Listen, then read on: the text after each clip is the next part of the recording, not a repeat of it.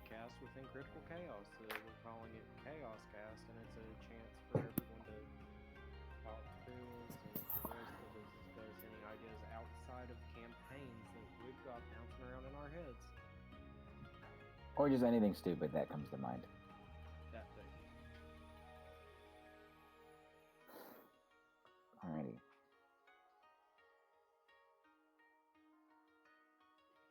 off to a strong start. Yeah. So just a little introduction to everyone here. My name is Jacob. I play Funk in the current campaign that we're running. Moth. You want me to go ahead and introduce myself? Yeah, introduce yourselves. Okay, I was gonna. Anyway, I'm Moth, and I play Fenric in the current campaign. I would sample his voice, but don't want to pass out. And I DM the other campaign. Hello, I'm Artifice, and I play Elmaris in our current campaign. Right. So now that you're all caught up and acquainted, who would like to cast the first stone and for the topic or point? Okay, let's start off. Oh, I thought I'd let one of y'all take care of that real quick because I think you start strong.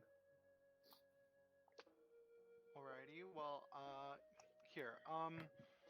So we've all played D&D, and a huge part of it is choosing your class because that basically influences like all the mechanics of your character. So how about everyone's favorite class, or couple favorite classes from each person? I'd say being the what is it? The youngest boy when it comes to D&D. I played for a total of a year, maybe. I like the barbarian, just because obviously punchy stab hit real hard, but also the fact that you can just half your damage by going into a range is really fun. It's fun to me, and it's except when you forget and you're like, oh well, that's what's your hit points? 15? Yeah, you're dead. Whoops. Whoops, forgot to half that. Oh well. Moth? I'd say my favorite class would probably be Bard because it's so versatile. Alrighty. Okay. My favorite class, probably would have to go with either sorcerer or cleric. I just love caster classes in general, but sorcerer, there's a lot of meta magic is super fun and it's fun to toy around with, and also clerics are just both tanky and can support their team really well, and also do a lot of damage depending on what I was about to say subclass, but what you go for and how you build it. So very nice, very cool.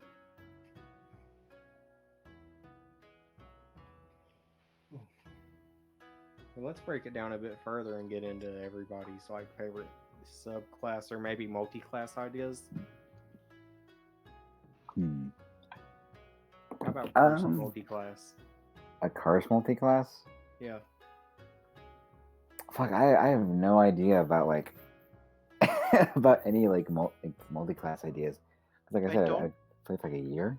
I've never multi-classed before. I always feel like if I try, I'm always in the moment I start thinking about maybe I should multi-class, I always feel like I'm in over my head and I have no idea what I'm doing, even though I've been playing D&D for almost a decade at this point. A good or probably a very awful multi-class. Actually, that'd be probably really strong. Is a barbarian and a monk. Barbarian and a monk? Ooh. A bonk. I could see that. Isn't there a class that's a multi-class where you can basically be a punch wizard. It's like a wizard and a fighter or a barbarian or something. And because I remember seeing a comic of it, and like the wizard's surrounded by goblins. He's like, "Oh darn, I've cast my last spell. Oh well." And he tears away his robe, and like he's shredded underneath it. He's like time time to show you how we did it back in my day. I'm like, oh, I want to play that. I want to play something like that. Play a good old beefy wizard. Yeah, I swear, like someone's heard of it, and it's called the Punch Wizard. I mean, I'd have to imagine it would be a monk wizard, because that would make the most sense. Because monks punch the hardest, generally speaking. Monk hit hard. They do. I would know. I'm playing one in our campaign. That he is. You're not the blind one, are you? No, I'm not the blind one. I'm the one with the pious brother. Oh yeah, the brother that's like way cooler than you. Yeah, because he's almost half a century older than me. Okay, it's a bit of a sensitive topic. Hey, age shouldn't matter, dude. You're getting your shit kicked by an old guy. He's not even old in terms of elven years. We're still both pretty young. He's older than you, so therefore he's a geezer. I mean, That's I how it works. He's also very critical of our chimera. Hey, baby will live. Don't you dare talk shit about. No, I Chimera. believe that our baby will live. I have the fullest trust in us that we'll be able to take care of this chimera. It's gonna be hard, and I know Alex isn't gonna make it easy for us, and some of our party members will be giving us shit the entire time for taking in a baby chimera, but we will do it. Specifically, one edgy dickhole paladin who thinks he's cooler than everyone. He's morally better than us. Ugh. See, I'm not even that my character's not pretentious like that, and I'm lawful good. I'm just saying. My guy's just socially awkward. Like, I just want to take care of this baby, and he's like, "Nah, we kill it." Fuck you. What you, Moth? What are your thoughts on the whole chimera situation? Chimera. I will say at first, Fenric is going to think it's some sort of abomination, but I have a feeling it will grow on him. It better, because it's not an option. Then it better grow. I mean, Fenric's a druid, so he sees I an feel animal, he's gonna eventually warm up to it. All life is sacred. Except, obviously, for the Chimera's life we took. We don't talk about that. Yeah, we're not going to talk about it. I completely missed that when I was down for the count. Yeah, what was it? And your brother just and your brother comes in and just kills the thing. Yeah. He hits it so hard it snaps its neck. That's... Yeah. Oh. I'm telling you, I wrote so much, just not a lot, but I wrote pretty detailed bios for everyone in my family, which is why I was so hyped when Alex was like, "Okay, you guys are gonna be passing through Fair Hollow," and I was like, "Yes, please." Parents? I was so hyped. It's always funny seeing the progression of somebody creating a character, be it different campaigns or through the years. At the beginning, people write 5-page backstories for their characters and what their favorite food is and their birthday and all that. But then you get 5 years down the line, you're like, this is my new character, Grumble Snap. He's a goblin that just catches fire whenever he feels like it. That was a character somebody made in a campaign I played while I was in A&M Galveston. He literally people didn't like him as a person because he kept playing chaotic evil characters and just kept doing whatever he felt like, and everyone's like, I don't like playing with him. Confession, I've never played an evil character. What was it? Go ahead, Muff. What's everyone's favorite alignment?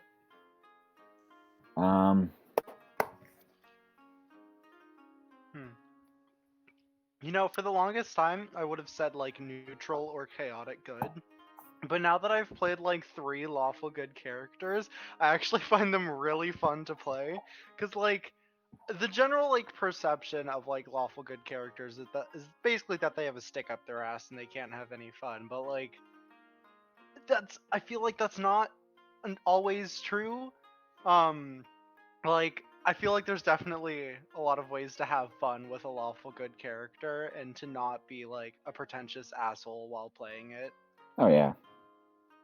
Just also the excuse of it's just the way my character is. If you don't like your character, being a bitch. Yeah, He I'm does not a not fan of coincide with that our being ways. like, an argument like that isn't something you can just hide behind. Right. And to be fair, if you're saying that's what your character's gonna like wouldn't do, then yeah, that works. But at the same time, like, dude, we just want like something interesting in our campaign. Like, I'm gonna rant for just a little bit about the fact that we cannot keep fucking pets in either campaign. Apparently, we can't have cool shit. Because if anyone doesn't know, in Moth's previous campaign, Leonor's staff, he gave us the opportunity to take care of a fucking baby T-Rex. And he's like, oh yeah, and then it turns into polymorphs into a little mouse. You can put in your pocket. And I was like, oh fuck yeah, he has crazy damage. He's super awesome. And then, like 10, not even 5 minutes later, he's like, make a roll for the dinosaur. Oh, yeah, it dies with a spike through its head. Are you shitting me? Like, what the fuck? What is Should've this? passed the roll. Should have just You rolled better, dude. Should have passed the roll. Have any of you guys lied about your rolls yet? On stream? No. On stream? Okay. No. I have. That's valid. Really? I'll only lie on the rolls if it makes the story more interesting. Like I've made the argument in the past where I think it's okay to fib a roll every once in a while if it's something to make an interesting scenario happen. Like if it's like the final shot of an end boss, I'm not gonna be like, oh, I rolled a 3. Like no, I'm like I rolled a 22. So I'm not gonna kill the story then and there with a shitty roll. I mean, the only time I've even really thought about fudging rolls on the podcast was when I was worried about y'all just absolutely beeping it if something hit real hard. That is that always is a concern if we're just gonna get our shit pushed in. Such as when I threw the T-Rex at you guys. Yeah, then we made it friends. Then it died 5 minutes later. Remember that? So upsetting. I was upset for like the rest of the night after that shit happened. I was so upset. If the Chimera dies, we're gonna be upset for like a week because we spent so much time arguing Honestly, over whether or not we could even keep it in the first place. I'm gonna be so upset if we end up because I'm gonna be so salty if it does end up attacking us or something, and then he's gonna get that moment of fucking "I told you so." Like, yeah, I don't want to give him that moment of "I told you." So I don't want to give him that he's never satisfaction. gonna let it down. He's gonna fucking he's gonna private message me and be like, "See, I told you." Don't shut your mouth. Fuck you, Hamza, if you're listening. I mean, it's gonna be funny if that happens. Like, it's gonna suck. it's gonna suck, but it's also gonna be like, it's gonna be whatever. It's gonna suck, but it's also gonna be funny. And if we end up fucking it up, I mean, he has the right, I guess, because we did argue for it so hard. Yes. Hey, since Fenric will have finally met a Chimera in person, does that mean he can wild shape into one? Eventually? Probably not. Well, it depends. Like if you go circle of the moon, but even so, is a Chimera a beast or an abomination? Because that I feel like if you find a way to work it around, it would just be you could shape into like only part of it. Like you can only shape into the goat part or like the lion part. It's a monstrosity. And Oh, that's from a my shame. understanding, the only way to like, because the challenge rating, if you're a moon druid, you'd eventually be able to get there. But because it's a monstrosity, you wouldn't be able to unless I can't remember what campaign we were doing where we were like, oh, you might once you do it, you might be able to get like legendary boons. This might have been a non-stream campaign. It wasn't. But there's a legendary boon that lets you choose additional like monster types that you can wild shape into. Hmm. And so like, but that's past level 20 campaign shit right there. So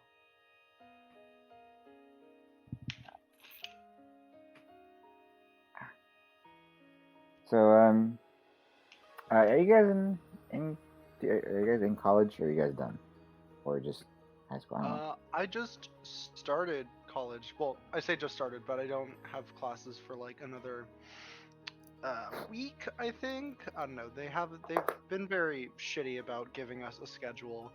So It's roughly about the same. I'm actually heading out to my campus tomorrow. That'll be fun. oh yeah. Here's the best part. All my classes are going to be online, so there's really no point in going back. Same. I live like less than a 5-minute drive away from my college, so I'm just living at home. But there's no point in me living near it because all of my classes got put online, which especially sucks in terms of my chemistry class because I'm gonna get my associates in frickin' chemistry and then biology, and it sucks that my lab class is gonna be online because like that's boring. I'm a certified college dropout until I manage to find a job that works with a schedule I can go to school with, you know? Yeah, I get you. Because, I mean, 6:30 to 4 isn't really accommodating for going to day classes. And they don't really do many night classes at my college for music majors, so it is what it is. It is what it is.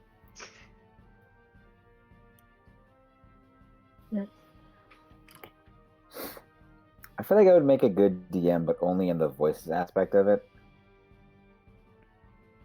Like if I were able to run a campaign, the only thing I'd be good at is making new character voices. See, I've tried DMing before for like just small groups, and it's just not my gig.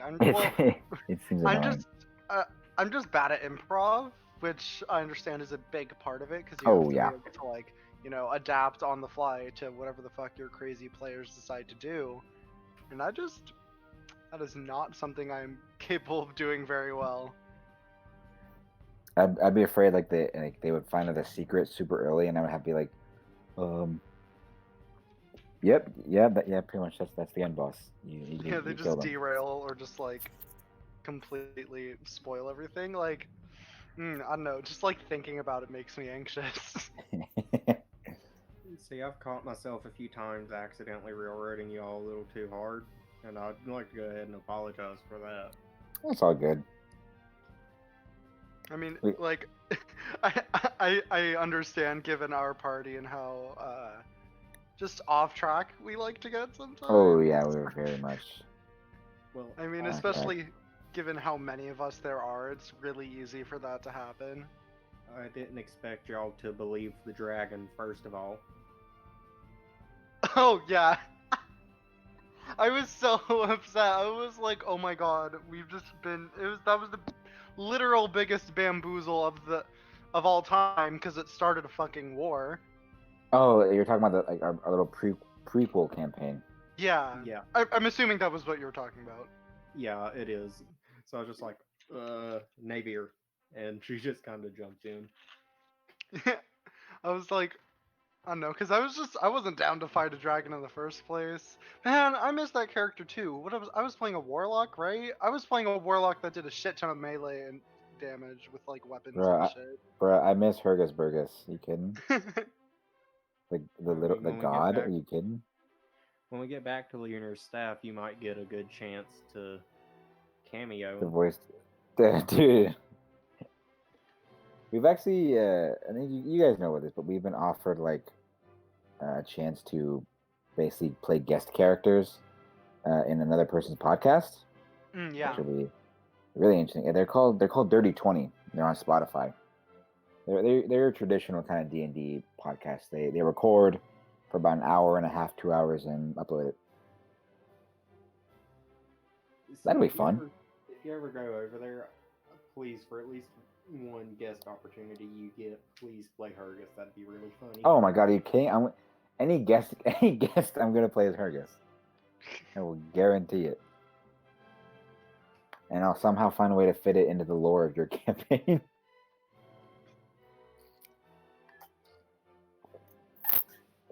Make everything difficult to understand.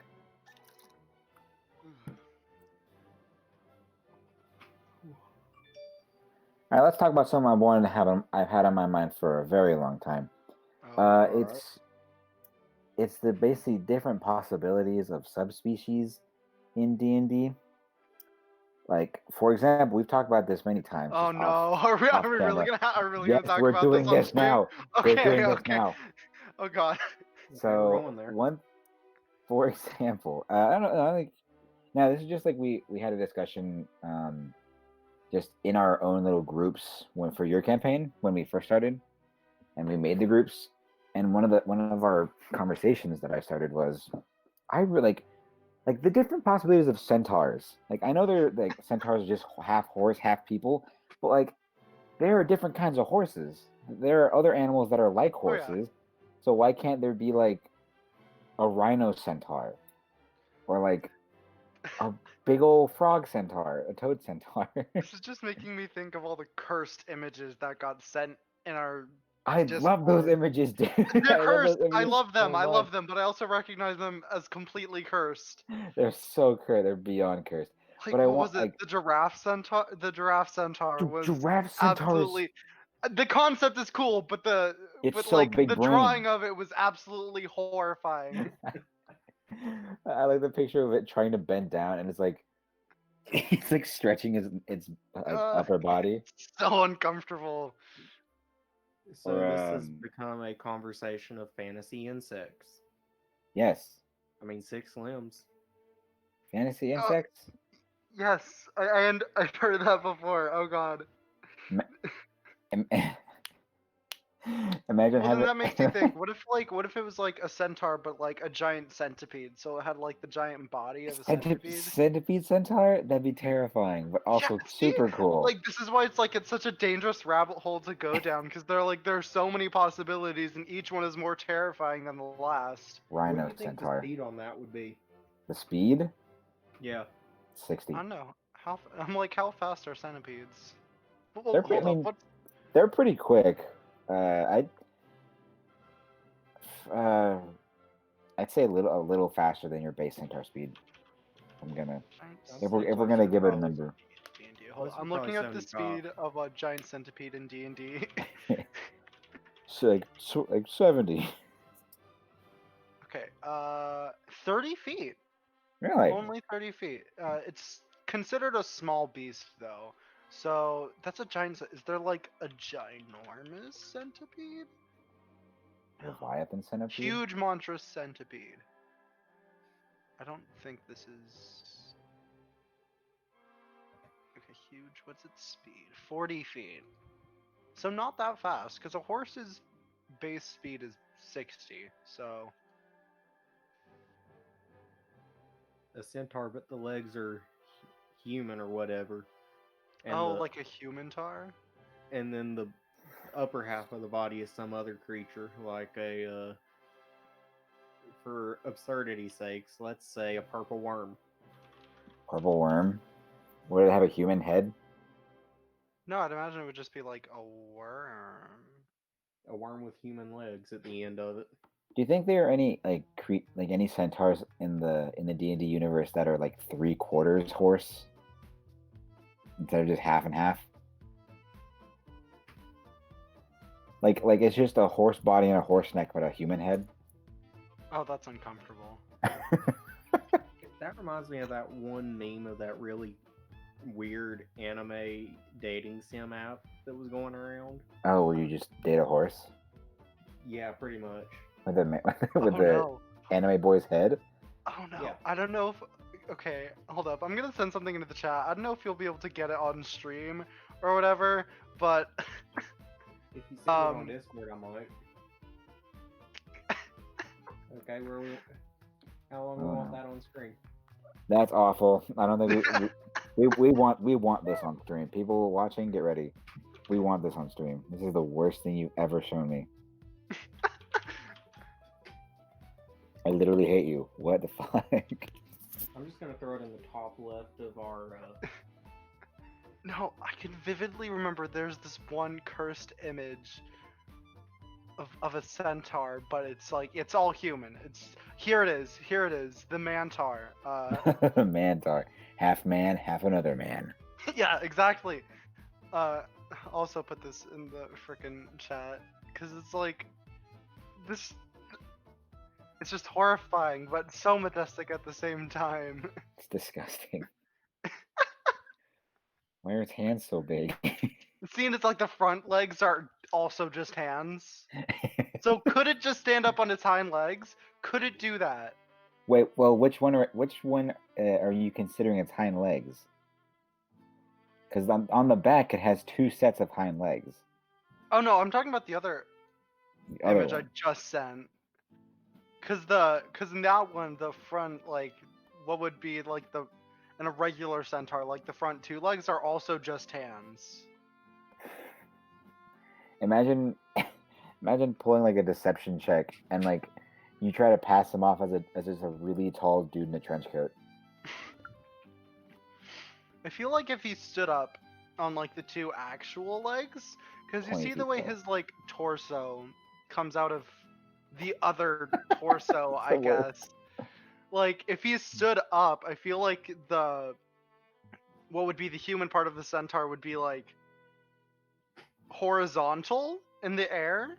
If you understand what I'm trying to say here, like if the whole thing stood up on those two hind legs, he'd be like a 90-degree angle. You're saying? Yeah, he'd be like a freaking just a right angle, just right there. Well, I'll take somebody joined stream and left. I saw the number go to 2 viewers and 3 or 3 then 2. Yeah, it's at 3 right now from what I can see. But... Well, my question is, so the bottom half of the mantar is just obviously a human body, all the way to the neck.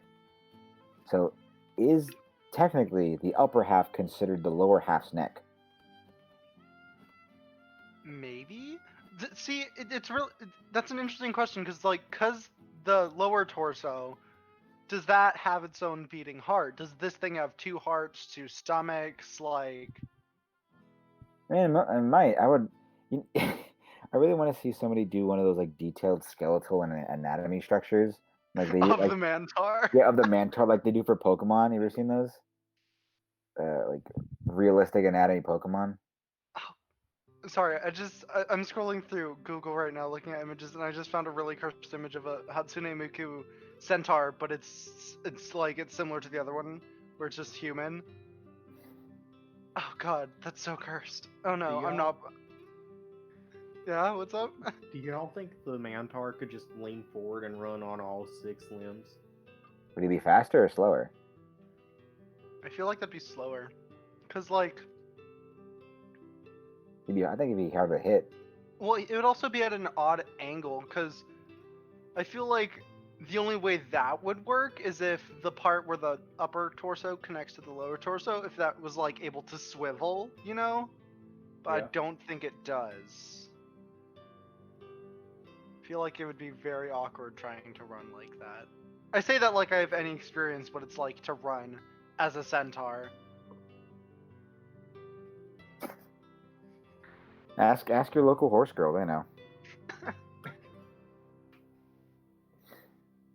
That's we're just gonna have that on stream the rest of the day. Is it just gonna be sitting there? Oh my god. I mean, do y'all want me to get rid of my cat? I mean, honestly, it might entice viewers. Oh my god. Did you see what I also just put in the chat? I gotta see. Replacing the Mantar with that picture. Valid. That's incredible. I just Why does the lower half has? I don't like how I don't like how it stands. It's so menacing. Yeah, see the way the shoulders like morph into the lower torso is really uncomfortable. Like, Yeah, it I reminds me mean, of good job, whoever drew this. Like, it's well drawn, and I love But the also- concept. But also, I'm also I hate you. horrified. Oh god, it's huge. Imagine how tall that would be. That's like Like, maybe that's 7 feet. probably taller, cause like that's a whole nother torso. Well, I no, mean, like- a shorter torso. But Well, I guess it would depend on the average height of a female is like what, like I would 5 say, foot like, 4. yeah, I was about to say 5'4", 5'3", something. So, like that. and on top of her shoulders is like a smaller child, which is like half that height. 8 I know feet. it. Yeah, that Mine- my guess would be like maybe 7.5 feet. 7.5. That works. It's weird. God. I'm so glad. I sincerely regret that we got into the centaur conversation, because every time we have this conversation, we get more questions than answers, and everyone's just left really unsettled. That's why I love this. You kidding? No, I love it, but I That's also why- hate it. That's why I love it. Or like there's lizard people, right? Yes. Like, why can't there be lizard people, but like they're bearded dragons and they're just really stupid, like real bearded dragons are? Have you ever seen bearded dragons? Yeah, head empty. Yeah, brain smooth, head empty. See, I don't think I've ever seen a bearded. No, never mind. That's a lie. Honestly, I think lizards as a whole just share a brain cell between their entire species. You may not be wrong. Just one. Hey, Jacob, let's bring up your good old Kinku. Oh, yes, Kenku. So, anyone who's watching who doesn't know what a Kenku is essentially a large bird person or a small bird person. They're basically crows or ravens, and they're really tiny. Finally, I can get the Mantar and all that off the screen. Yeah, might be a good idea. However, the same point I made for the centaurs comes up. Like, there are different kinds of birds, so it's not unrealistic or impossible for a different type of Kenku to live that isn't just a crow. For example, a kookaburra Kenku. They're much shorter, but they're very loud. Or my personal favorite, a shoebill Kenku. Anyone who doesn't know what a shoebill is, they're literally dinosaurs. They're massive. Put a picture in stream? Please put a picture of a shoebill on stream. See, my first thought when you mentioned like different types of kenkus was like, what would an ostrich kenku look like? Oh my god, they'd be massive. They'd just be super tall. Like, I want to see. I looked it up and I cannot find. I'm Ostrich. disappointed that the D&D community has not gone to. Is this it? Is this it? I can't tell. It might be. Hold on, I'm gonna send this in. What's your opinion on this? What bird is this? Penguin Kenku. Penguin kenku. Feel like they'd be very intelligent. Oh, that is big. There's a big boy. Nothing said. Hold on. There Oh, we go. Toto Featherfall. I love him. I love his little top hair. Thank you, Is that a user turkey? Dear Rat Boy on Tumblr for creating that. Hey, Or yo, dear, posting that. hey, dear rat boy, if you're watching this, thank you. Yeah, shoebill, they're massive. They're little dinosaurs, and I want that as I want to play a Kenku barbarian, but have it be a shoebill. Do you think the same logic could apply to Aarakocras? Yes. Of course. But only with. It wouldn't work with flightless birds, though. Because part of the whole thing is like Aarakocras fly. Yeah. I mean, there could, like, you know, like there are. I mean, flightless Aarakocras, but like. They'd be looked down upon. Yeah, I'm like, I feel like in their society, that would be like, wow, look at you, you can't fly. Nerds. I Flamingo mean, I'd Aarakocra. certainly feel that if I was a flightless bird.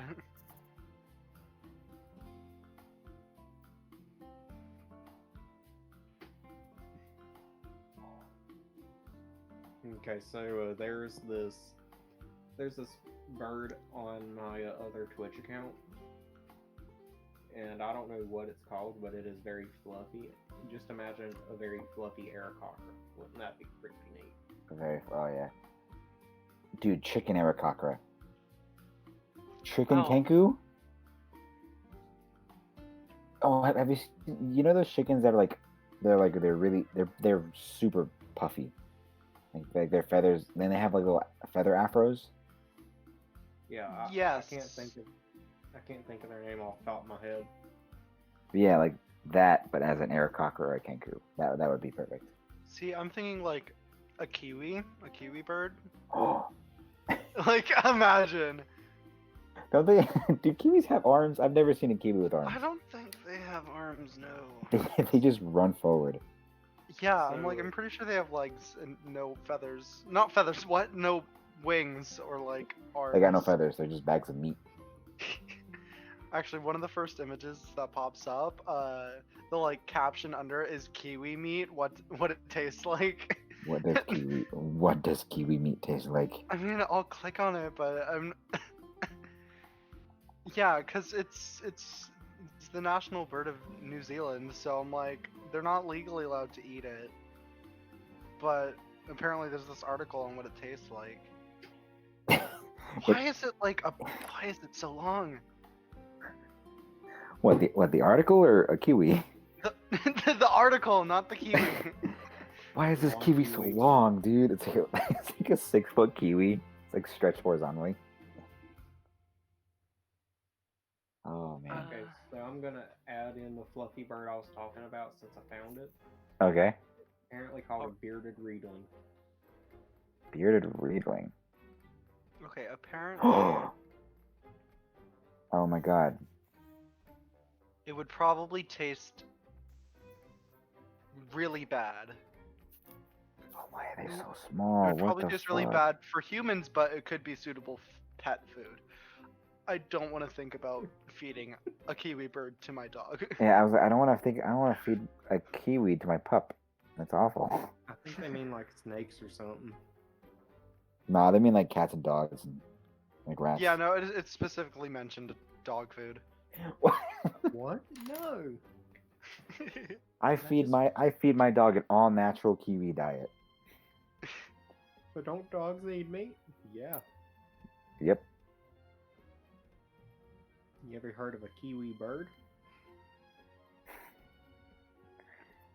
Oh man. Come here, Fido, crunchity munch. Oh no. Crunchity munch. That's awful. Is Santa considered a demigod? I mean, Absolutely. Who's the father? Well, I mean, Is it God? is there like a Is it god Jesus? of, like winter or maybe like generosity or something? I feel like that would be more in theme. I Like, s- hold on. if you're suggesting that God is Santa's dad, I mean, like, Santa Jesus' and brother, Jesus are brothers. Santa. yeah, they left that part out of the Bible. Is after Jesus was crucified, his brother Nick became a saint Wow. and spread joy throughout the world. The Rise of the Guardians lore is getting really complicated. Yeah, especially since he's Russian. While we're on the topic of saints, you know how St. Jude's has a children's hospital, right? Yeah. Well, That's it. Saint Jude is the patron saint of lost causes, apparently. Oh no, that's horrible. She said, "Fuck them kids. You don't need them." That's awful. That's terrible. It's terrible. Oh my Just, god. what should we name this hospital? I don't know. You got look up the saint of Well- lost causes for me, will you? No, like here's Oh, God. whenever I envision things like that, I always envision like it going better before it gets worse. Like, all right, so we got to name this new children's hospital, right? Like we need like some ideas, and we're thinking saints. You know, there are plenty of saints out there that are, you know, that are good for us. Who's got some? It's like, okay, how about Sarah, the saint of healing, or Margaret, the saint of goodwill and health. Like I like him. I like him. Dave, what do you got? What about Saint Jude? Her saint thing is like, you know, it's never gonna work out. Lost causes. I like that. That's what we're going with. And that's I always imagine things like that going. Like perfect. These kids don't stand a chance. These kids don't stand a chance. These kids don't stand a chance in Saint Jude. Oh God. Saint Jude conspiracy. Speaking of conspiracies, have you heard of the conspiracy of why Arby's is still open? No, There's a but I'm conspiracy intrigued. about Arby's? Yeah, because Arby's sucks ass. No, Everyone's they like, dude, They everyone's got like, the meats. everyone's like, I don't understand how Arby's is still open. Because like I barely ever see a line. I barely ever see anyone there. And people have theorized that the company is actually like a front for like a drug smuggling. Like from like its original owners is like a front for drug smuggling. I mean, that's like similar to the conspiracy of like Mattress Firm being a front for like money laundering. Mm. Cause like, I mean, I could believe that. Cause like, I mean, how the fuck are you gonna have like? How are you gonna have like five? How are you gonna have like 5 mattress firms in one town and have them all stay afloat? Like, something's going on. I'm telling you. You believe that Mattress Firm, which supplies people with stuff they actually want, has I'm not. has less of a reason to stay open than Arby's, who makes No, I'm not disgusting meat denying mountains. that people buy mattresses and that they're useful. But think about how often, like, I live in a fairly small town. We have like 5 mattress firms in this goddamn town. It's like, think about how often people actually go and buy mattresses, and like, why 5? Why so many? Like, how like that just doesn't make sense from a business standpoint. There's something there's something going on. I'm telling you, there's no reason for there to be that many of something that people don't like. Yes, people buy them, but not often enough to justify having 5 of them in a small goddamn town. We're gonna find a news article about you dead after being assassinated by a Mattress Firm assassin. I'm gonna get assassinated and someone's gonna leave a picture of a mattress on my corpse. No, they're just gonna leave a mattress. They're gonna smother me to death with a mattress. That'd be the worst way Does to die. Mattress Being Firm have a mascot? Oh God, do they? I feel like if That's they a good do, question. it's some sort of cursed thing. The Sleepy's man. Mattress Firm. Wait, no, that's Sleepy's. That's got. Oh, the sheep. Is it the sheep? I think. I don't think so. Yeah, sort of sheep. Sorta, but is that Oh, wait. Mattress Firm? Well, I guess not. I guess Mattress Firm themselves don't have a mascot because they're selling Sorta's a other. brand. Yeah, because they're selling Yeah, they other do. companies' mascot stuff. It's like a giant mattress with arms and legs and sunglasses. And human teeth. I mean, No, probably. not human teeth. Human teeth, yes. Okay, but imagine Because anytime you give something human teeth, it causes the people to question, does that mean this thing has organs? Oh, see, I just found this cursed image. It's so uncomfortable. That's what I'm talking Why about. are his eyes like that? Like they don't quite. And it has human teeth. This one has human teeth. And his eyes are facing forward. That means it's a predator. Oh God. I love So him so. just to imagine you're in a dark alley. It's like 11:30, and you hear it's sleepy time. As Oh fuck. You turn around, you, and that thing is staring you down. yeah, God. you're in a dark alley at 11 at night, like you normally would. Oh, I'm out for my regular Saturday night dark alley jog. Time Yeah, to go down the one with a dead end. I was just painting like a superhero kind of A picture. superhero. If You know, anything, like, he'd be a supervillain. Look at him. That dude's a well, yeah, serial true. killer. There's no superhero. And you said it's sleepy time. Like what hero says it's sleepy time? When approaching just a citizen on the street, How to approach the child. it's sleepy time. No. Oh God. I love how conversations take such a huge turn. We were talking about D&D, like, what's your favorite D&D class? And now I think this mattress is a predator. Coming soon to a movie theater near you. Oh my God, dude, I have always wanted like just a big company to make a stupid, just dumb movie idea, but make it work. Like, I'm gonna hit you with one that I've had on my mind for a really long time, and that is, Okay. I want like Paramount to make a to make a movie about the Who that got sent to the Grinch's family and how the Grinch stole Christmas. Because all those little babies were supposed to go to someone, right? But Yeah. so that means the Grinch was supposed to go to a family of little Grinches. And I want it to be like a Joker style movie where it's just a Who trying to make Christmas work in just a world that doesn't want it to. And So, he turns into a psycho at the end. so pretty much the Joker 2019 movie, except Yes. it's the Grinch. Yes. But they're all in like Whoville makeup and everything. They're like super stupid. Wouldn't that be amazing? Sorry, I just looked up a map of mattress firms, and look, there's no reason for this many mattress firms to be in such a high concentration within such a like. This isn't where I live, but like this is just an example. Like, for what reason do you need like 4 mattress firms on the same road, nonetheless, in the same area? 2 right next, like I'm telling you, there's something going on. Like, and I was just looking at an article about it too. There was like the redditor that like posted about it, like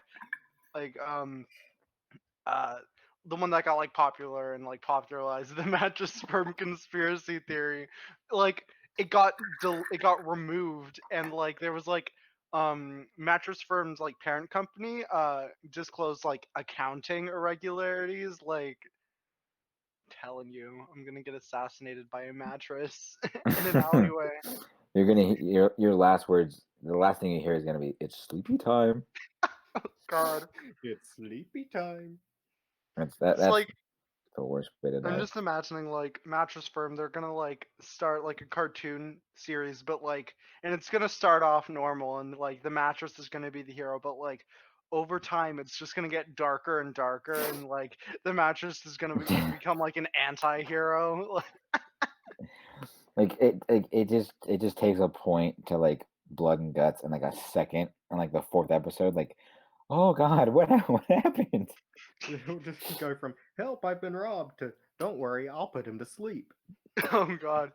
He's In like the fifth episode, like the way they draw him starts changing him. They start drawing him with teeth.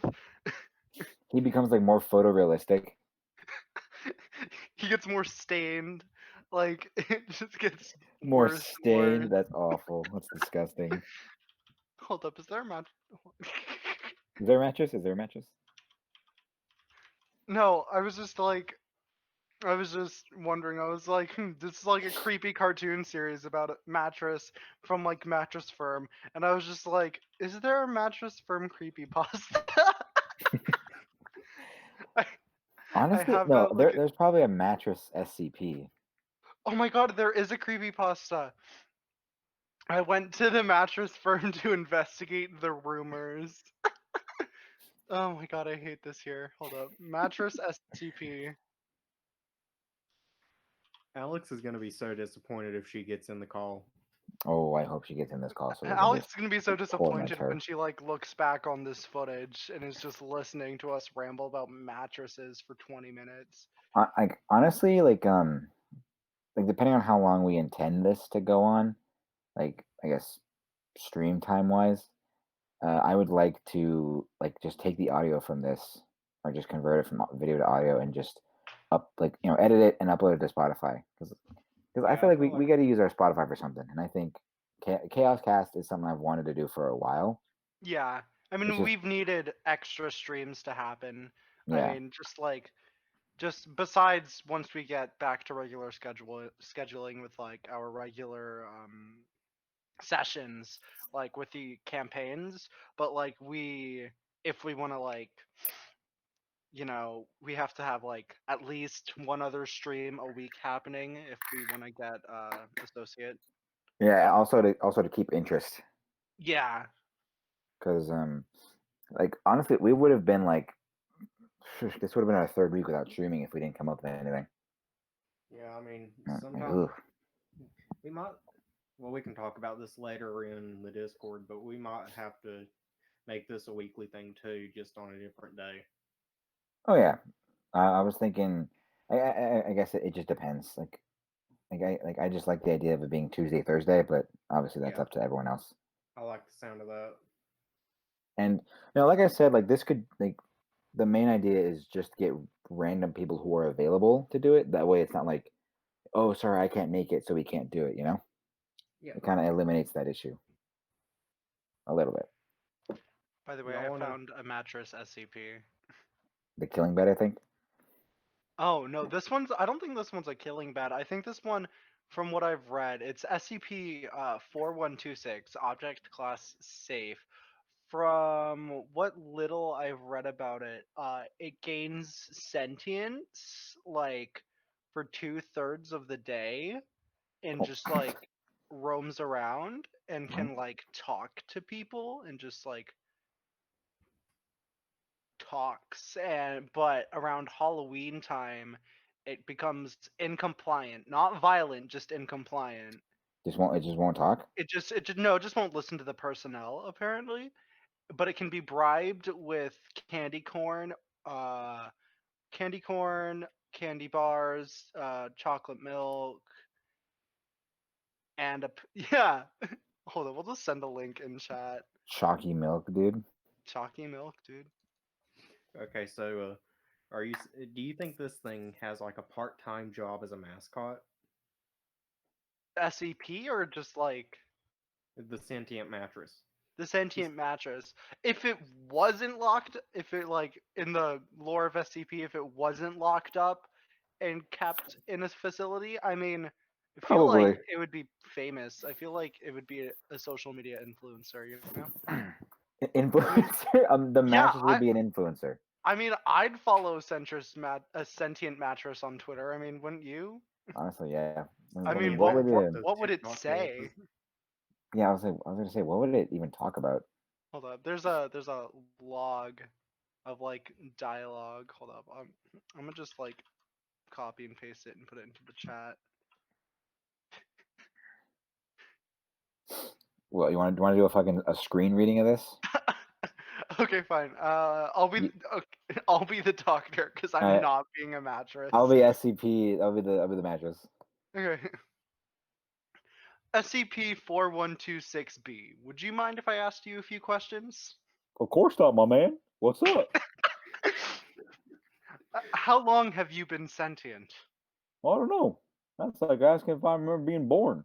Do you? Dr. Blank begins to write down a few notes. Hey, what's that on your shoulder? Dr. Blink takes a look at his shoulder and back, only to see that SCP-4126-B was gone. It had decided to sneak up behind him to shout, "Boo!" to surprise Dr. Blink, and causing him to flinch. SCP-4126-B returns to its side of the table, snickering. Okay, you've had your fun. Let's move on. Now, have you ever... Hey, there's a mustard stain on your shirt. Dr. Blink, his idiot, looks down at his shirt only to be surprised by SCP-4126-B, who quickly emerged from the floor where Dr. Blank's feet were laying. SCP-4126 once again returns to its original position, laughing. SCP-4126-B, that is quite enough. Please just answer my question so we can make this shorter than it has to There's be. a spider above you. Dr. Blank looks up only to see SCP-4126-B looking down at him from above his head. This interview is over. I hate this. that was just a shitpost. That's awful. This is literally a shitpost, but I love it. It's a shitpost SCP. It's so awful. See, this is not the menacing mattress that we were looking for. Oh god, voice fit though. I think the voice fit. I don't pat myself on the back here. Speaking of conspiracies, you want to know my favorite? What's yours? It has come to my attention that there are people who believe that the Titanic never sank. It didn't. You're dumb. Sorry, what? The Titanic isn't real, dude. And that what sank was the Titanic's sister ship, the Olympic. What? I mean, wasn't there? Was there a sister ship? Because before the Titanic sank, wasn't it like a decade beforehand? Someone wrote a book, about a ship that couldn't sink, and the ship was called the Titan.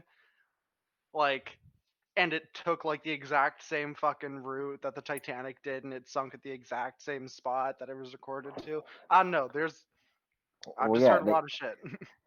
Yeah, that's because they read the book and they're like, dude, we got to reenact this, and then Imagine reading a book and just deciding to reenact it and building a huge ass expensive fucking ship. Well, I mean, the conspiracy is that they decided to switch the nameplates on the ships because the Olympic was older, and they wanted to do an insurance scam to sink the Olympic or whatever disguised as the Titanic, and then just get in a ton of money because of it. That's stupid. That's a stupid thing. It's entertaining to think about, though. It's kind of funny. Like, there are people who actually believe this happened.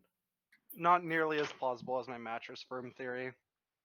Or my Arby's theory. I will say, beef and cheddars are really good. I don't think I've had Arby's in like over a year. I've never had Arby's in my life. You're not missing out on much. Yeah, I figured. Well, like, it's not horrible. It's just like, don't they have a sandwich that's literally called the Meat Mountain? Probably. Like I said, I haven't eaten there in a while.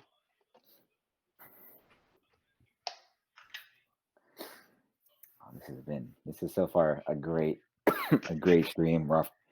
We're off running. We're sprinting. It was a little bit of a slow start, but here we are. Yeah. It's always nice to kind of get even if it's the first episode, it's nice to get like a feel for everything. That way you kind of know, okay, this is what to do for next time. Like you take your own little notes. Yeah. I mean, I think next time, because this was pretty last minute. Oh, yeah. So next time we could definitely think of some topics to prepare beforehand rather than just diving in and hoping we come up with something, which we did, but it may be better to have like props to us and our big brains. We figured it out.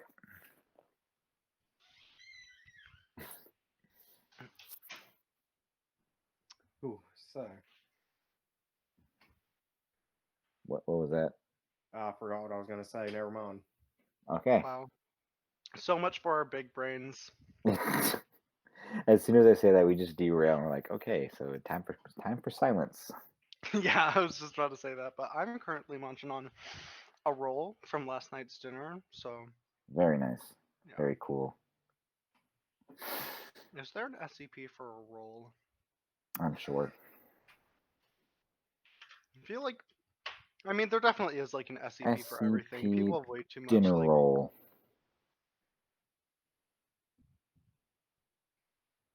I will say, any SCP writers, if you're listening to this, step up your game. Give us more deadly mattresses. We want killer mattresses now. We want that to be a monster in D&D. I mean, I could imagine like a mimic, but instead of a chest, it's like a mattress, which is actually a really cool concept. Because imagine like you're at an inn, and like you assume it's fine, but the mattress is just a mimic. It folds up like a mouth, like you lay down in it, it just folds up like teeth, like a Yeah, fly almost trap. like a rug of smothering. Yeah. Hey, do y'all remember that really spooky piano in Super Mario 64? Oh yeah. A Yep. mimic, but it's that. Honestly, I never found the everyone was like, dude, that piano scared me. The thing that scared the hell out of me was the eels. Yeah, that's valid. Dude, that's the worst thing I've ever seen in my life. I legitimately, I didn't play Mario 64 for like a month because I was so afraid of going in the water because there's eels in there. I just hate water levels in Mario. Well, They're scary. to be more specific, in like older games, like, cause they're just they scare me. I don't like. It's just in any. I don't like water levels in games, anyways, especially 3D ones, cause like I always find it really hard to maneuver Oh and to yeah, like get my bearings. that and they can put anything they want in there and it'll be scary. Like it didn't matter. Well, yeah, cause the ocean is just fucking terrifying. I mean, Subnautica Oh my god. really did a great job of just preying on my fears. Honestly, if any of those like imagine like if any of those creatures were like real or existed on planet Earth, I might just kill myself. It's not even a joke. I don't want to live. I Subnautica. don't want to live in the same world as those things. I See, just that's the scary part because like there's a shit ton of the ocean that we haven't explored yet. Haven't we explored like like not even 80 per? No, like we've explored like 20% of our ocean, I hang on, mean, yeah, Subnautica. we know more about like outer space, the outer infinite space. vastness of nothingness that is this cosmos, than we know about our own water. Real quick, I want to write a motto for Subnautica. Subnautica, let us feast on your fears. I Oh mean, yeah, it might as well. Like, there's just so much in that just like just works so perfectly to prey upon like things I'm just unsettled by. Just large aquatic creatures, just the ocean in general. Just mm-hmm. like, cause I'm fine if I'm like on a boat in the ocean, cause like I have a way to get out of there. But imagine just like being dropped in the middle of the ocean, just you as a person, no boat or anything. Like literally the worst thing that could ever happen to me. I do not want Yeah, to envision that. because It's my terrible. my first train of thought would immediately be, "Oh, isn't it neat how many people died here?" And then I'd start freaking out.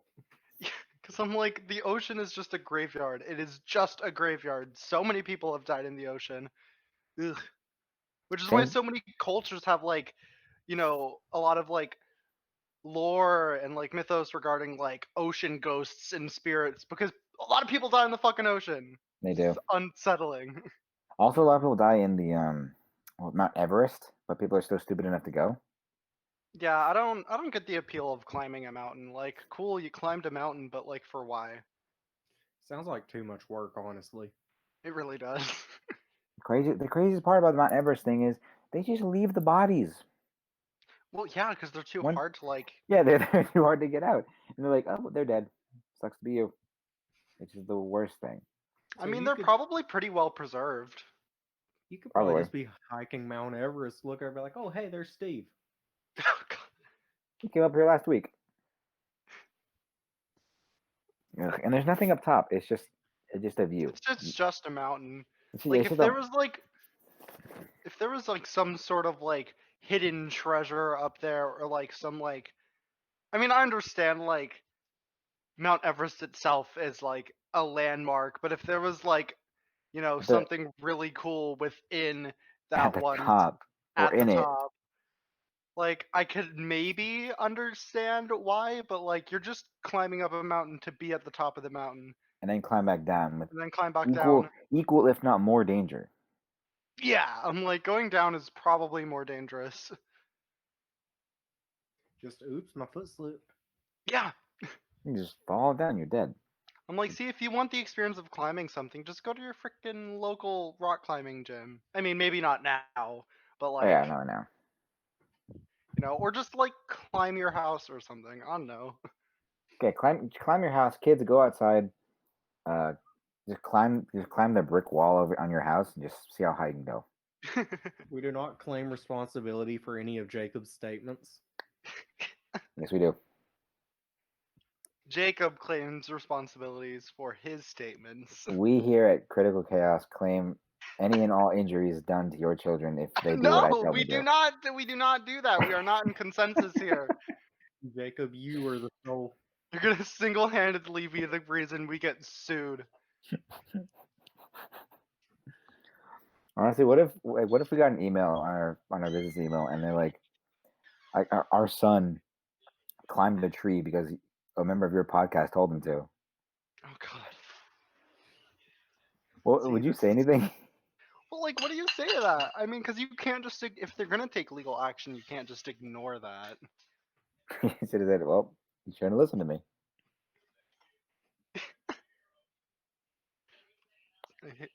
Ooh, sorry, I'm just like going through the fridge and having food, even though we're gonna have dinner in like an hour.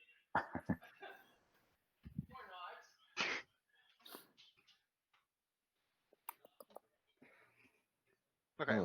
let's steer the topics back to D&D because We, we, we've we kind strayed of we strayed a little bit. we strayed a little bit, maybe for like almost the entire stream talking Hmm. about things other than D&D, which is fine, but like we do kind of have a genre to appeal to. That's true. Yeah. Well, I think just And mainly tabletop systems in general. Yeah. I mean, I haven't So, played much other than D&D and Monster of the Week, and then like I don't know, Betrayal at House on the Hill. I I heard that have it's fun. Betrayal at House on the Hill is so fucking fun. I wish there was a way we could like play it online. That'd be cool. I think there might be if we there's like a tabletop simulator. I'm sure it's somewhere. See, right before quarantine, right before everything got shut down, I got this. It's another Betrayal game because there's Betrayal at House on the Hill, Betrayal at Baldur's Gate, and I have both of those. But I also have Betrayal Legacy, Trail which is Legacy. super fucking cool because um like each time you play, like cards get added and taken away.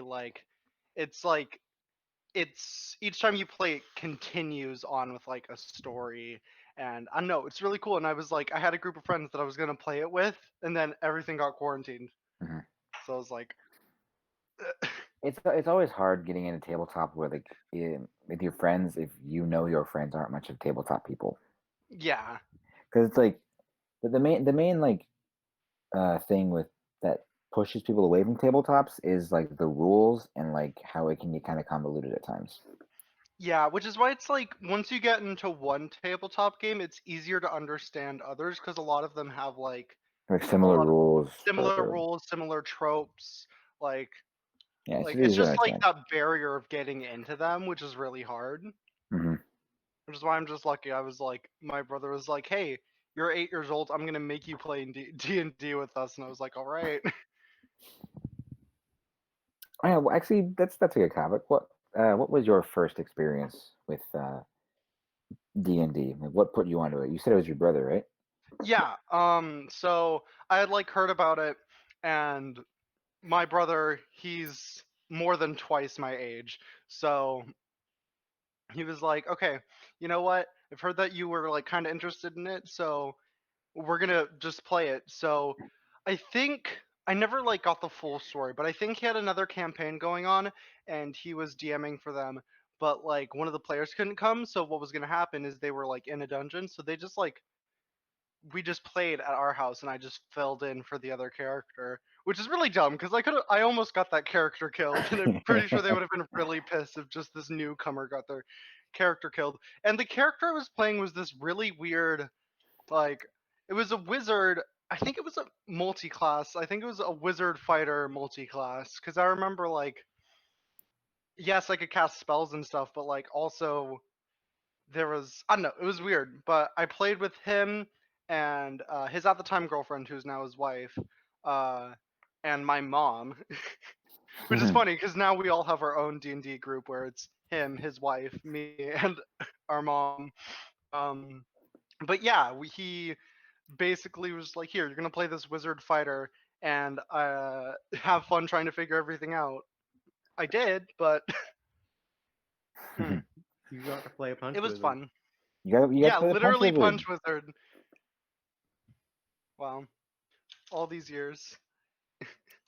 Mine was I was taking a tour of the engineering program for A&M, and this one guy, his name was Tyler. Yeah, he just he was very social. He was a really cool guy, and he asked around like, hey, does anyone want to play D&D? Just straight up, because he had all this stuff necessary for it, and like, yeah, sure. So he got like I think he got like 4 people to come together at like the gym area, and we just start and he gave us like these character sheets from his friends, and he just kind of off the top of his head started a one shot.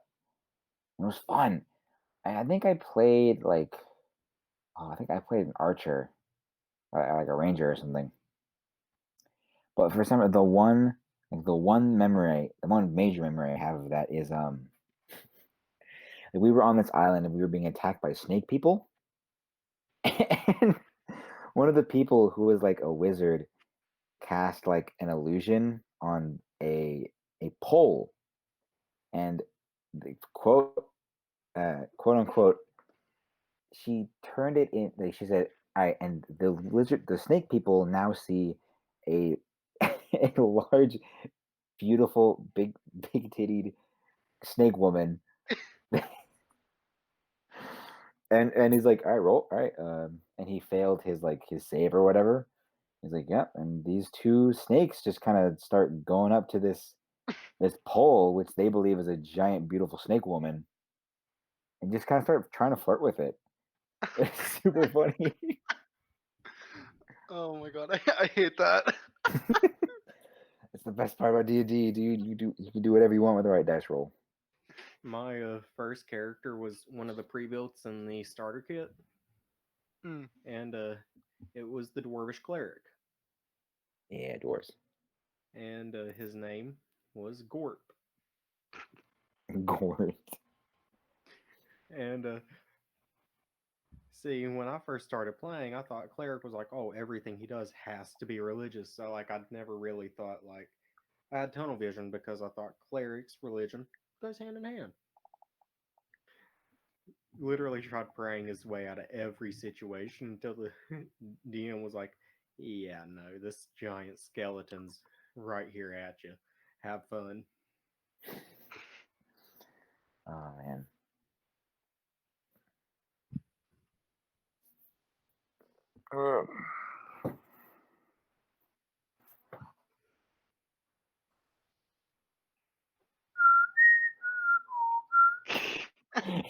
How did I know? It was coming. It was coming. Yeah. So, how does everyone feel about lawful evils? They're okay. Like as a concept? Yeah, like just the maliciously compliant kind of character. Like The maliciously compliant just made me think of like the Reddit thread dedicated to malicious compliance. Reddit threads. Oh god. Like just imagine a lawful BBEG. See, that just sounds like a dictatorship or like a tyranny. Like where yes, they're abiding within the law, but like they made the law.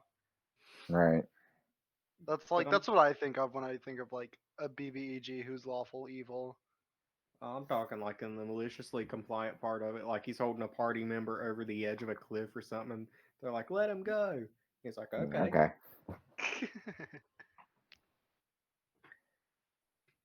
Uh, Have any of you ever played an evil character in a campaign? Yes, I have actually. Oh, what was it like? Muff. You said what was it like? Oh,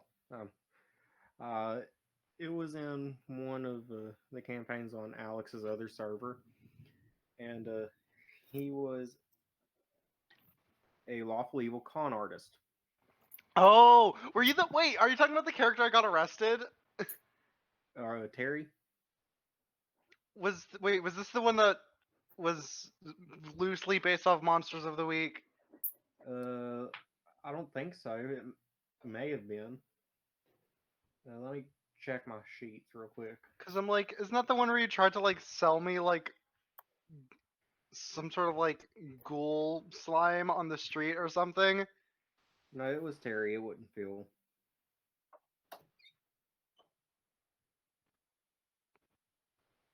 I don't know. I just remember that where you was like your character like was it like felt like a drug deal, and you were like trying to sell me like some sort of like Moonshine.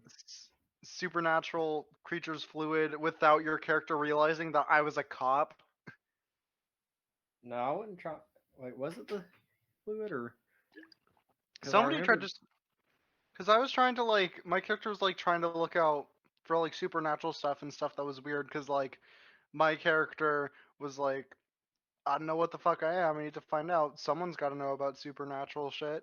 And you just tried to sell me something without knowing I was a cop, and then I proceeded to help the cops arrest you. Was that you? I remember I got someone arrested. That was probably Phil because I made it so Phil was a moonshiner. I mean, I wouldn't doubt it. Oh, man, I wish we could play that campaign again, but that server's dead. But I was talking about Terry for Ethan's campaign. Oh, yeah. I will say though, in terms of Phil, I feel like Phil got his payback when he set you on fire Yeah. in half of the forest. And we still beat the boss despite you setting me on fire. And To be fair, despite me getting hit by our goddamn allies several times. I did try to set the boss on fire. He just kind of got in the way.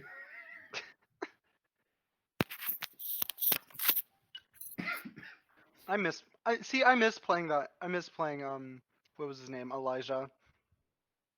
Like I had so much hope. I had so much hope for that character. I wish we'd go back to that campaign, but like I said, that server's hikey dead.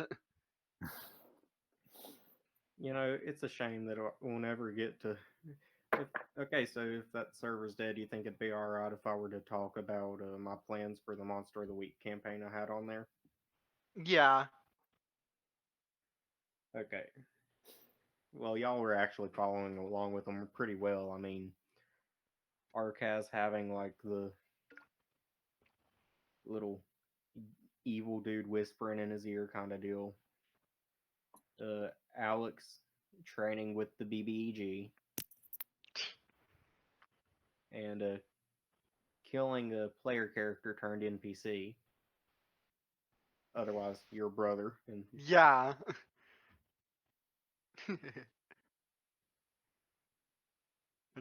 Freaking Travis.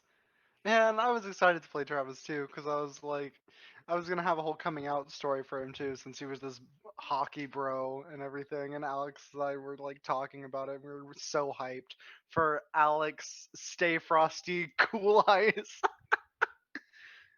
Oh man, Alex Stay Frosty Cool Ice. Is that what his name was? like the middle, like it's in quotations, but like yeah, his name was Travis Cool Ice. He was like the son of this really like he was basically like this dude, this hockey dude bro going to college off of daddy's money. Um but like he like his dad wanted him to like play hockey and do all this, so that's what he was doing, but he secretly wanted to be like an English major. So it's like I don't know. I had stuff planned for him. I do like. I will say I'm a bit salty that we didn't get to do more on the Monster of the Week campaign we did before Legionnaire Staff as Yeah. like a filler point. I will say I was a bit upset on that one because and like everyone else got to, I guess, mention like what they could do. Like even what's his name? What's his name? Halatoon? I don't even know Yeah. I don't know his real name. But yeah, so like even they mentioned like, oh, she's she's hungry and her what was it? Her Wendigo side is coming out. And I'm like, I had no chance to get angry. Well, like Oh yeah, because you were a Minotaur. Yeah, I was so excited to. I'm like, oh, this is gonna be cool. Like a Minotaur, like a rage activated Minotaur, dude. That's so awesome. And then we're like, Wow, you really do okay. like barbarians. Yes, they're so simple. My entire plan with that campaign was to do that before Legionnaire Staff and give me more time to actually fully fledge out Legionnaire Staff, but everyone was kind of like, hey, D&D's getting more views than Monster of the Week, so we may as well stick with that. Kind of Yeah. get off the ground before we go back to it. I mean, I would like to go back to the Monster of the Week campaign, though I'd have to refamiliarize myself with my character. Oh yeah. Who was I? I was. At some point. Weren't you a wizard? Weren't you like a Yeah, I wizard was person? like a mystic type character who Yeah, did like- magic, and it was like magic was like the family business, and my character kind of looks like a goth vampire. Oh yeah, Because wait, I was remember it? I made him in The Sims. I was about to say, was it you who made your character in The Sims? Yes, because you don't understand when I say I have like 400 plus hours in The Sims. I have so much custom content and everything. Like, I love The Sims, but I'm too broke to get all the frickin' game packs and like expansion packs and Oh everything. yeah. Well, I mean, Because EA is fucking greedy. I wouldn't be opposed to running the Monster of the Week and finishing it as a side thing. Like, as just something we can record, put on YouTube. If people want to check it out, they can check it out, kind of deal. You know, if you really wanted, since we need more streams per week and everything, like you could always just take a smaller group and just run the Monsters of the Week campaign with just like a smaller group. That is true. Like not obviously not everybody will be able to do a second stream in the week. So it's like I don't know, that might not be a bad idea. Well, I mean, Holmes has also said he's not really a big fan of that kind of system. Yeah, well, Yeah, well, that too. Hamza is opposed to my Chimera, so it doesn't matter. So his opinion is invalid. No one cares. Head empty, brain smooth. That's what Hamza is. Head empty, brain smooth, no chimera. Also, Loki, it was his fault that the Chimera hatched. He did kind of smack it. You're right. I'm gonna bring that point up if he tries arguing with me in character. I mean, it was gonna hatch. Thing is, he's gonna say it was gonna hatch anyways, because it was already fully formed chimera at that point. It was. Yeah, but him bonking on it wasn't helping. I mean, just imagine though if it like had stayed as an egg, and we just like went into town one day and we're like at an inn having dinner or like talking to someone important, and it just starts hatching on the spot. Panic. Yeah, I'm like that would have been really bad. So it was probably a blessing in disguise that it hatched when it did.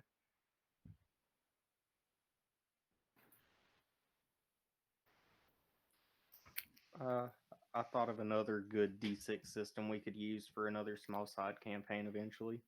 Oh. And Artifice, I don't know if you played in the one I ran on Alex's other server or not, but Roll for Shoes. No, I don't think I played in that one. It is the simplest tabletop role-playing game system ever. There are 6 rules, and like, there's just so much potential with it, in my opinion. Like, if I wanted to run it, I'd probably add in like a fighting system, just like an HP system to keep track of. Because it's essentially like a good role-playing system, but it's not great for combat. Yeah.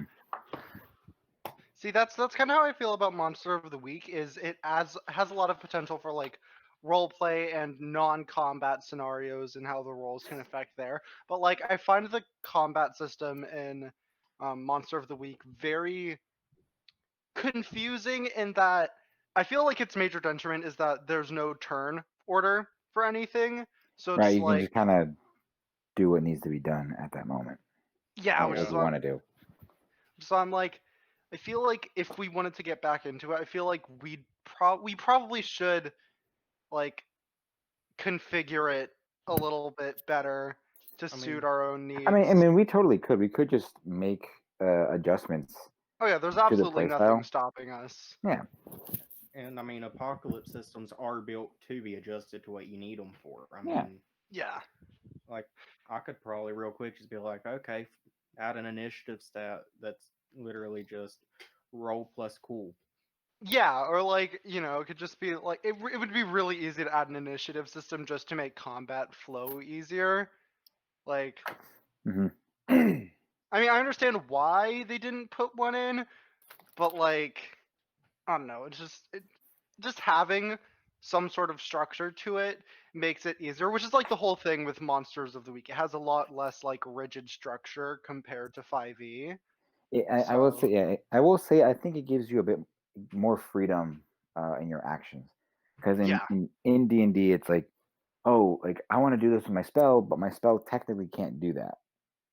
Yeah, which is Or in like Monster of the Week, you have the use magic yeah, use magic, action, and if you can think of a creative way for it to work, and then you can roll for it. And, like, yeah. And see, to me, I like personally, I like that because to me that makes more sense when it comes to um magic in general. yeah, I definitely like looser magic systems because like I mean I understand why D&D has to be the way it is since it's so combat focused. You can't just like You can't just do have whatever you want willy magic nilly. to just do what you want. Yeah, you have to have like specific stuff that you can do, and I understand why that's the way it is. But I feel like a looser magic system, the way it works in Monsters of the Week, like fits a lot better, just given like how loose everything is in Monster of the Week is in general. Mhm. Like, Yeah. I don't know. I really like the lore of Monsters of the Week. Like, there isn't like a huge amount of like official lore, but I love like the world setup. I feel like there's a lot that can be Oh done yeah. with it, and I wish it was a lot more popular as a system. Well, what I really like about Monster of the Week as a system, and for lore purposes, is it gives players a good opportunity to talk with the keeper and be like, hey, can we add this in the world? And the keeper just be like, yeah, sure, let me just squeeze it in right here. Yeah. I mean, it can work out. Because, I mean, the podcast I learned about the system from the Adventure Zone, Yep. I mean, the Cryptonomica was kind of like a special place dedicated for this player character, that kind of thing. I kind of like that style. Or Yeah. like there's like a home base for Yeah, everything. but not Would necessarily a DM made home base. Right. yeah. It's like a more well, like a more natural setting kind of thing. Yeah, Yeah, one that's just more fit to the character itself. Yeah. Yeah. Which reminds me, I do need to finish like I haven't listened to the Adventure Zone in forever, and I do need to finish it. So thank you for honestly, reminding me. I'm like way behind on the Adventures on Graduation because I'm letting episodes build up so that when I'm Same at here. work, I can just listen to them all in one go. I haven't. I don't even remember where I left off. I definitely did not get to graduation yet. Did you I make it always to what was it? Did you make it to Amnesty? Uh, yes. I don't think I'm fully through. I'm obviously not fully through it, but like I think I'm like halfway ish, maybe less. I don't know. Like I said, it's been months since I've listened to it. But yeah, Amnesty is really what turned me towards Monster of the Week in general. I mean, yeah, the way they like, I feel like they did a really good job of like displaying how the system could be used. Hmm. And also, like, most apocalypse systems are simple enough that if someone were to stream it or just play it for recording or whatever, that even a listener could listen and be like, okay, so this happens here and this happens here.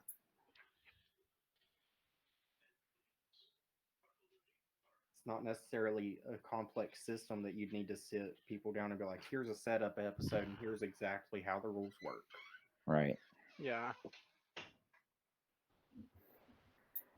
Before before obviously getting into your into this group, my only real experience with D&D was the occasional session, but obviously I never got to finish those, either because I had to move schools or just time constrictions. So my only real knowledge of D&D was the Adventure Zone. And when we first got into it, it was different than what I expected, and I felt bad for expecting it to be like that because I'm like, well, yeah, obviously this is their game. You I can't just force it to be what I thought it was going to be. Yeah. I get that. I feel like there's definitely like for people coming into D&D, there's like a lot of like different expectations for how it works. Cuz like D&D is a game where you can essentially do whatever you want, but there's a lot of like rules and like pathways you have to go in order to do it. It's not like as free as people think it is going in. I feel like that's like the main thing, the Oh main yeah. misconception about D&D. I mean, this will probably get me crucified on the spot on the D&D side of the internet, but I'll be honest, as much as I respect what they do and like the quality of Matt Mercer's DMing, I'll be honest, Critical Role isn't really my style, but I can respect what they do, you know? Oh wow, you really are gonna get crucified. Holy shit. I mean, like, I like the more loose and like goofier side of tabletop games. Yes, same here. Yeah, I get that. I know I haven't listened to a lot of Critical Role, so I don't like feel like I have the authority to speak on its quality or anything. So like I know I can definitely see where you're coming from with that. So I I mean, don't don't think get you're gonna get too crucified or at all, because it's like it's it's a show, and you're allowed to think it's like you're allowed to Oh have an yeah. opinion on it. So well, I mean, don't get me wrong. There are things in it I do like, but it's just not something I can get into as much as something like the Adventure Zone, where it's more goofs and that kind of thing, you know? Mm-hmm. yeah, I can definitely understand Because I love fantasy goofs. that. I remember they had a goof in Adventures in Amnesty, where they were where they had just found out that monsters and everything were real, and they went to their dimension and they're like, "Do you have any questions?" And they're like, "Yeah, do you know a guy named Tommy Wiseau?" He's like, "Oh yeah, oh yeah, he's actually from here." And I'm like, that's so good. That's such a good goof. You said that, and just like this crazy clap of thunder came through here. It's What? Tommy Wiseau. What? I said Tommy Wiseau, and like God opened up the heavens. Pretty Yeah, much. I mean, as one should. Oh yeah. But like, Sorry, I just thought of something like the spell power word kill. I'm just imagining that, but the power word is Tommy Wiseau. Power You just power word die. just or is the power word? Power, I dude, did not hit her. It's not true. and then whoever hears it just dies on the spot. I'm going to cast a crazy good spell upon you. Get ready.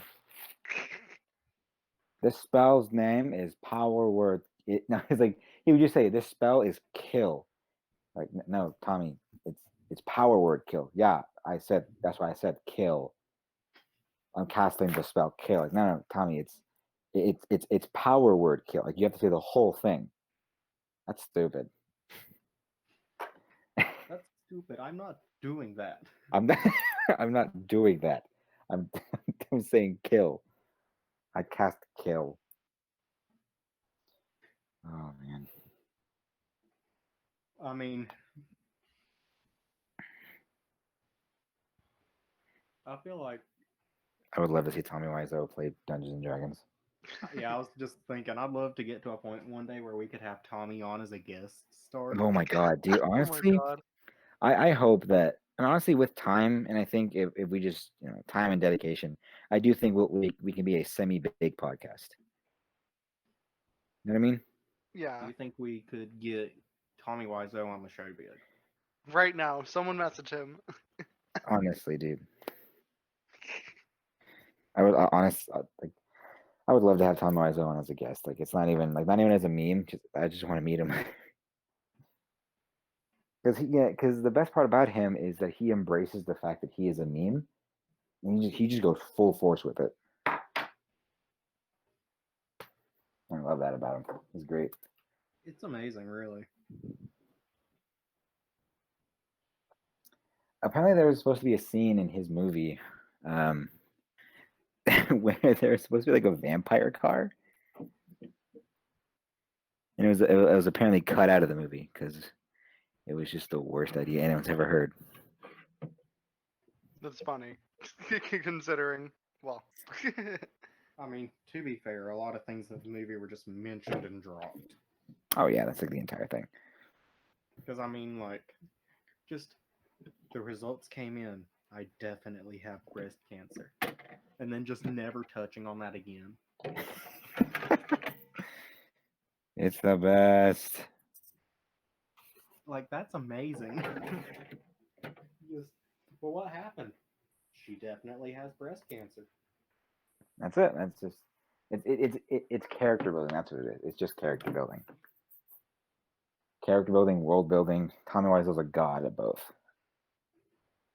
Maybe that's why the thunder clapped. It recognizes Tommy's power.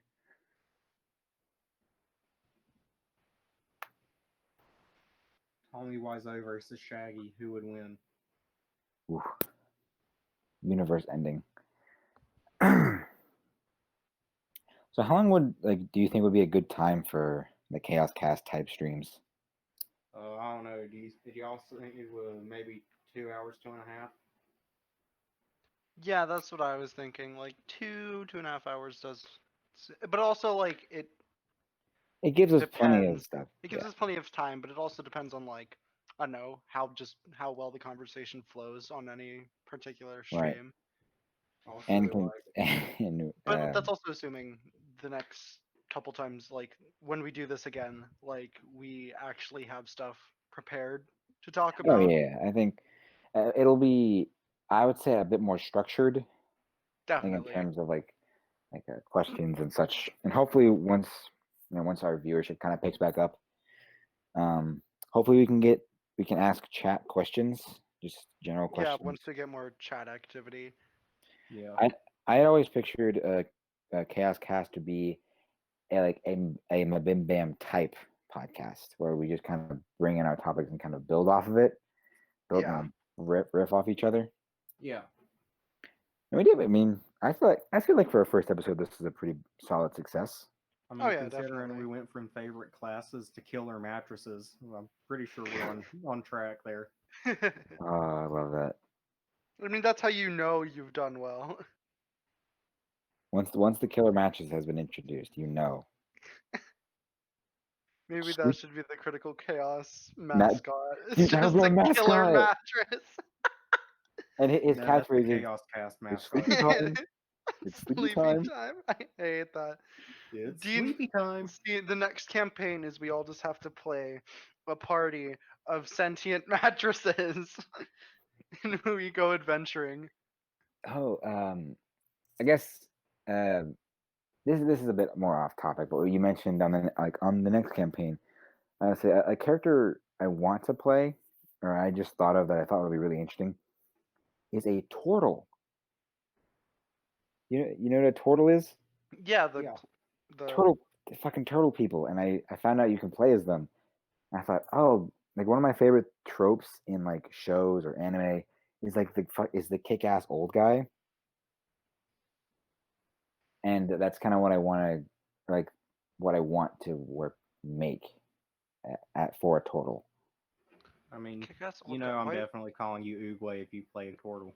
Honestly, that's where I got the main inspiration. Like basically, I'm like the main idea for the character. He's a 250-year-old turtle, but he's like, again, like Uguay, He would be like a fighter or something, or a monk, and he would put on this guise of like he's just a sweet old man that doesn't really know what he's doing. But in act of self-defense, he would just kick ass. So what I'm hearing is like a I mixture want to make of Uruguay. a mixture of a mixture of Uruguay and what's his name? The old man in Dragon Ball. Roshi? Roshi. Exactly, yeah. I keep envisioning a scene where like before the group leaves, he's like, one moment, I have to wet my lips, and it just be that for like a minute. I'm trying to wet his lips because he's old. Oh man, My character would push you over and see how long it took you to get back up. be a while. You know, if Alex were running that campaign, she'd probably kill me on the spot. What if you pushed over the old turtle man? Yeah, mainly because of how long it would take to get back up. Oh yeah.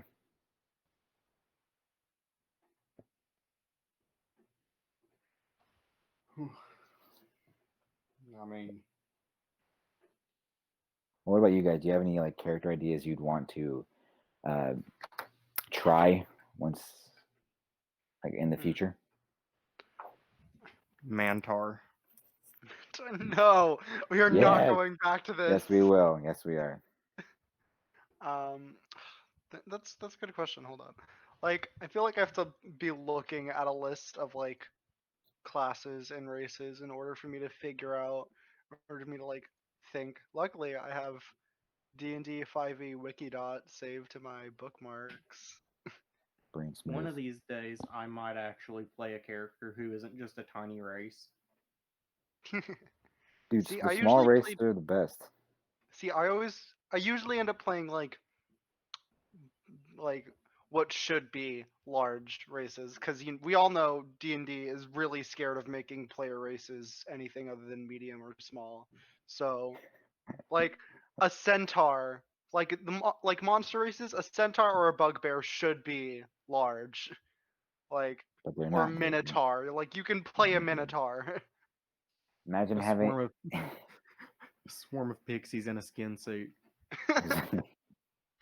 3 kobolds stacked on top of each other in a trench coat. A hive mind of kobolds. Honestly, that would honestly be like a really fun idea if 3 people were willing to do that. 3 people play one character.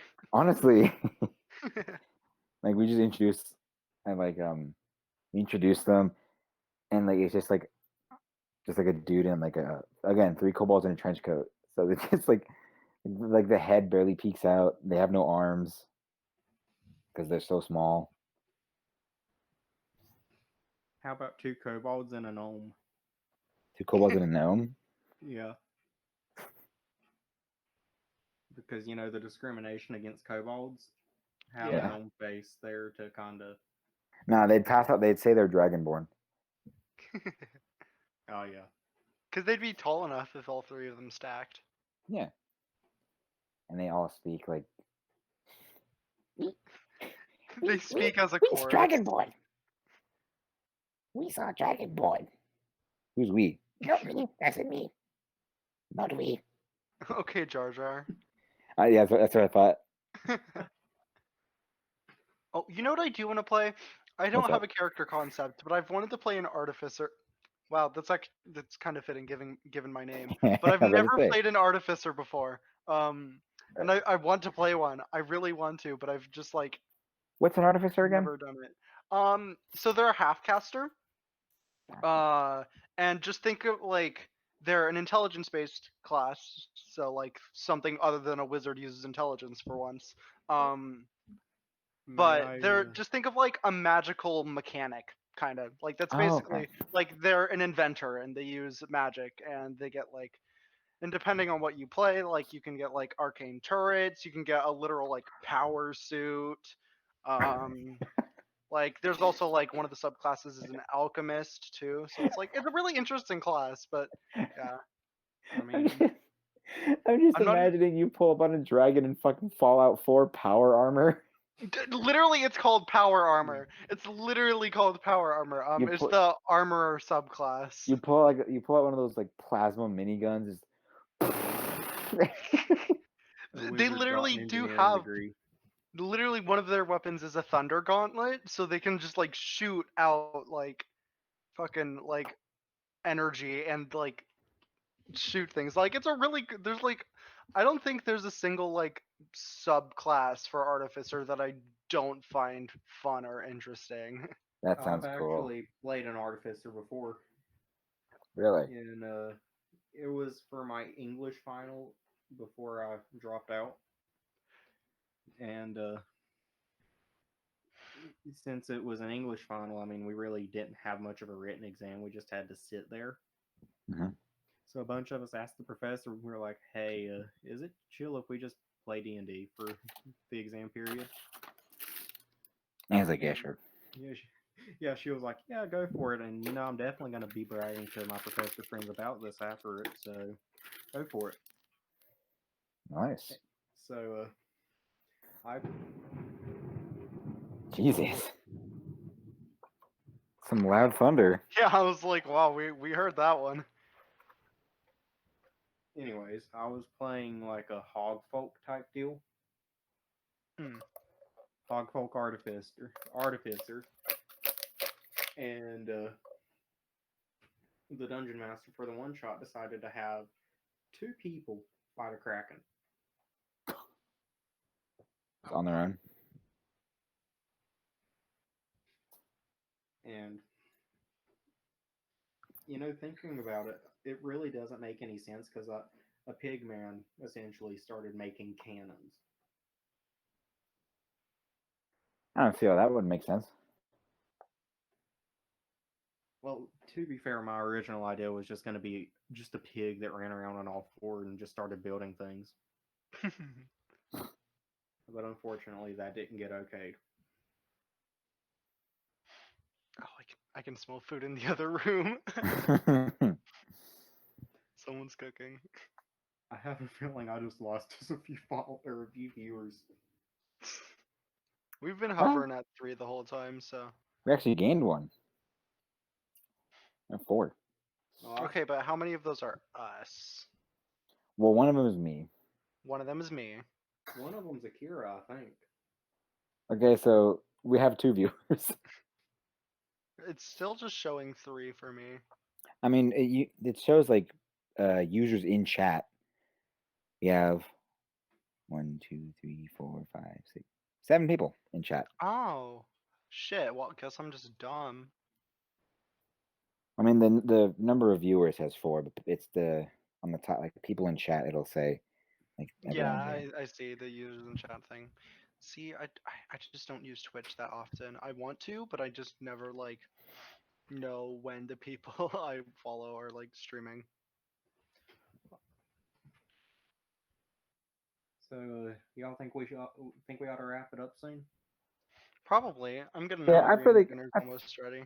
I feel like we've hit a good stopping point for Yeah, the stream. we're at about what, 2 hours?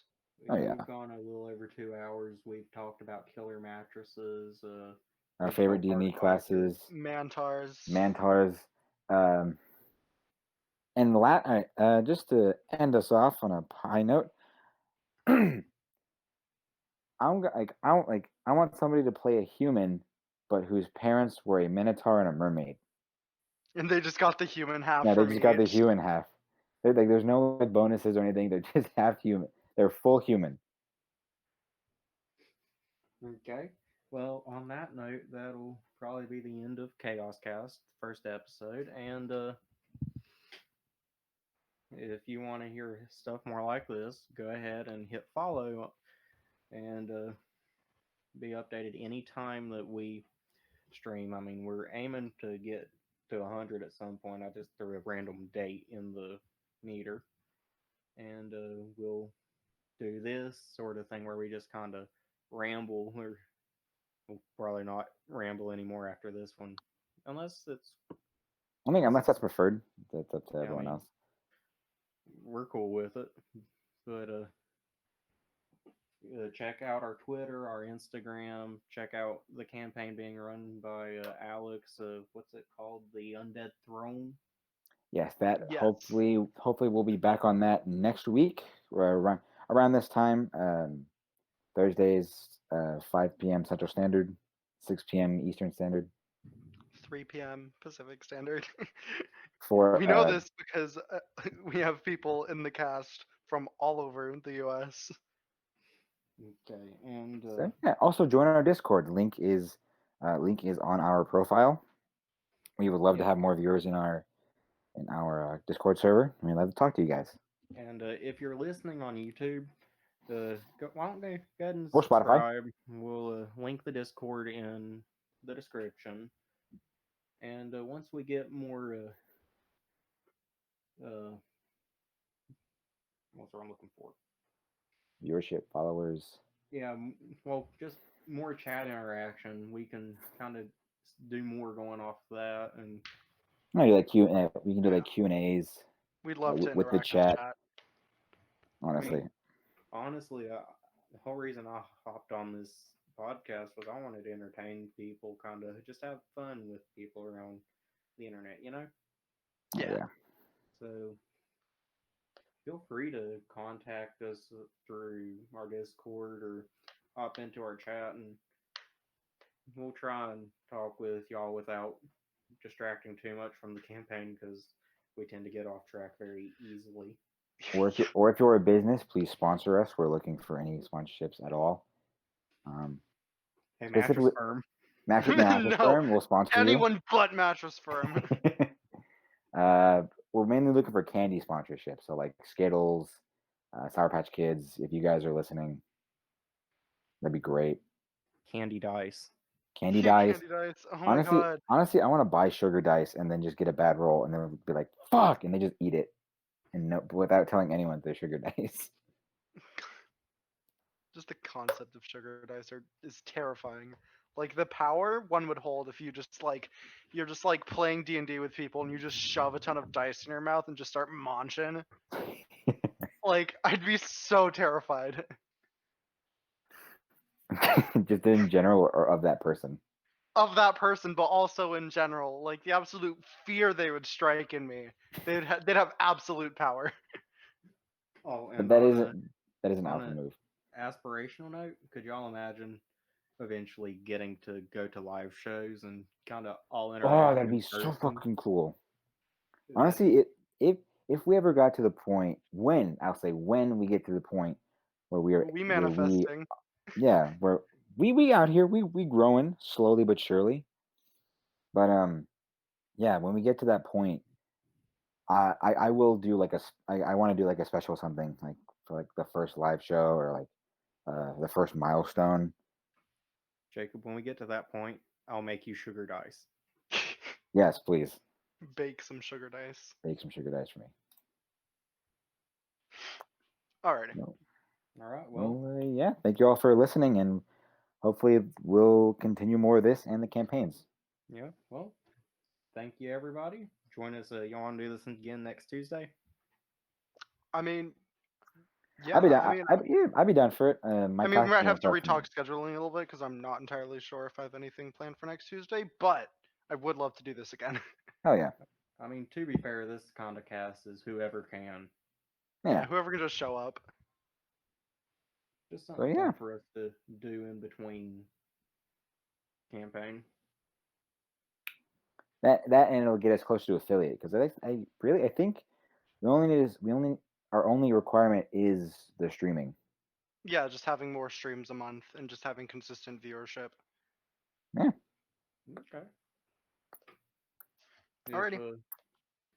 I'm gonna shamelessly plug myself here, but if anyone listening wants to kind of check out more what I do, I've got songs up on Spotify. They're under the name Ninja Slaps. I occasionally stream here under the name Moth with 3 T's, and that's with the end of my shameless plugging. And good night.